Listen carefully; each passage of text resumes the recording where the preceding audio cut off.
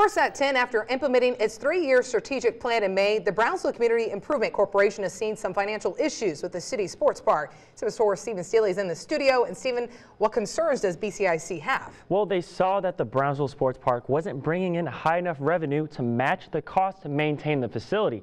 Tomorrow, they'll present options on what direction the city will take the sports park in front of the City Commission.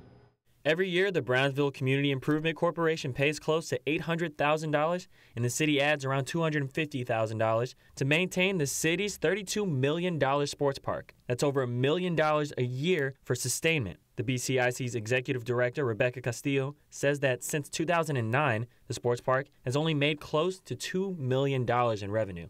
And it's still operated the way it is currently operated, then it's not a moneymaker. It's not allowing it to be self-sustainable.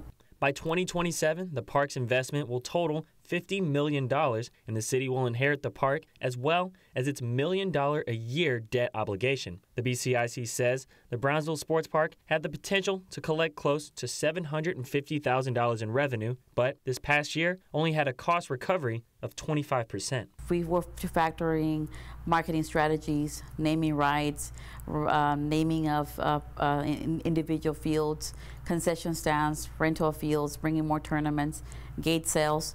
That will amount that we could probably generate more revenue. On a yearly basis, the Brownsville Sports Park costs $1.3 million to maintain. In just this year alone, the park has made $316,000 in revenue. I spoke to one Brownsville City Commissioner who says the reason for the low revenue is because the park is being underutilized. We have to make sure that we're crossing our T's, dotting our I's, and actually bringing more events for our community.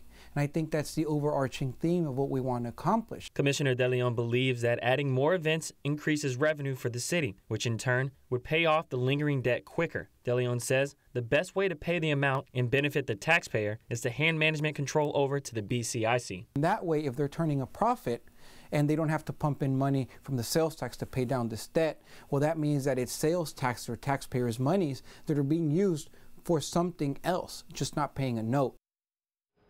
Now tomorrow, the City Commission and the BCIC will have a joint meeting at 5 p.m. Then they'll decide on the future of the direction of the park during the regular meeting at 6. In the studio with complete Valley coverage, Stephen Seeley, CBS 4 Valley Tonight.